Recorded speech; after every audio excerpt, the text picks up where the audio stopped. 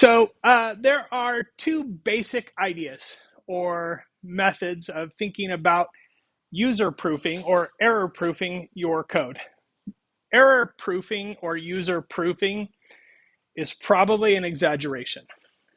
And the reason that that's probably an exaggeration is users have an almost unlimited set of tools with which to destroy your well-formed code and get around all of the things that you think you did to keep them from making errors happen in your code. The best we can hope for is somewhere along the lines of, for most reasonably intelligent people who don't have bad intentions, this should work pretty smoothly. That's kind of the standard, I think, for user proofing, at least at a basic level. Now, if you go get a job for Apple, they're going to want a slightly higher degree of standard. But for the sake of this class, we're trying to protect people from themselves, I suppose you could say. So the first idea about preventing errors is commonly referred to as look before you leap, often abbreviated as LBYL. And in look before you leap, we're basically saying, how can I code this in a way that prevents errors from happening in the first place? This is what we've been doing so far with most of our code. When we put a user in a loop so that the computer only accepts R or rock, P or paper, S or scissors in a rock, paper, scissors game, we're doing look before you leap. We're protecting users from even entering something that could cause us trouble down the road. So look before you leap.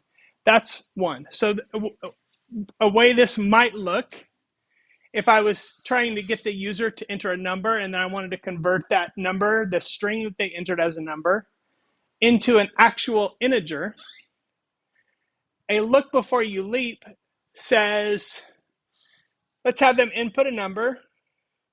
And then before I try and change it to an integer, I ask, is that numeric? And if not, I make them re-enter it. I put them in a loop and I say, you're not going to get out of here until you give me a valid number. And then when you do, it gets converted to an integer and we move on with our code. Okay, so that's look before you leap. We're basically saying, before we do something that could produce an error, we're checking the data that we have and we're making sure that it looks okay, at least to the best of our ability. The second idea is what we're going to get into today for the first time.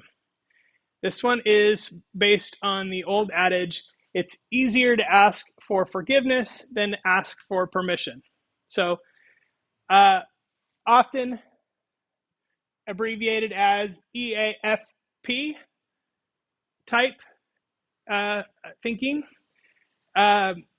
Basically, it says, if we get an error, what are we going to do with that error?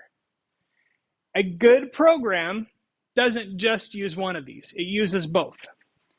So an EAFP example might look like this. For the same type of operation, but what you'll notice is what we're doing here is we're asking for the number, and then we've got some new words, try and accept.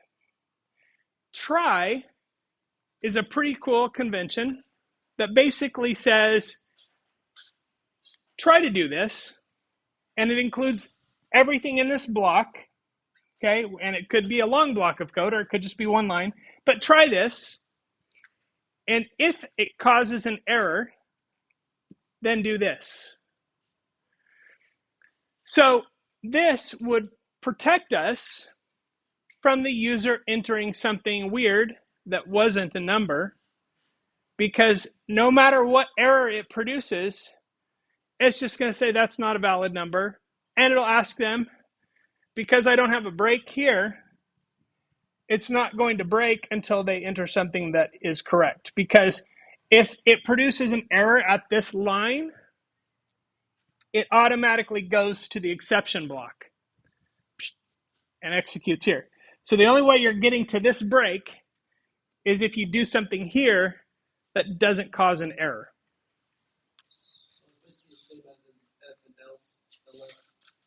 It is very similar. That's what I meant when I said it's a familiar construct, except it's the condition it's looking for is an error condition. So it's saying if you can do this, and if this doesn't work for some reason, if it causes an error, do this instead. So let's real quick take a look at what this looks like in a code situation. And here's an interesting thing. Here's that same piece of code here. What I want you to notice is that inside my try here, I'm getting this little error notification by PyCharm. The reason I'm getting that is because unlike if and else, you must have an except if you have a try. You have to tell it what to do if there's an error, or else it won't allow you to use try. So if I want to get rid of this error here, got to fix my indenting here because it's going to drive me nuts otherwise. There we go. So if I want to get rid of that error, then I have to have an except block here.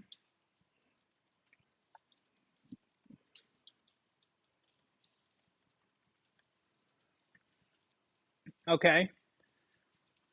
And what I will see here is enter a number.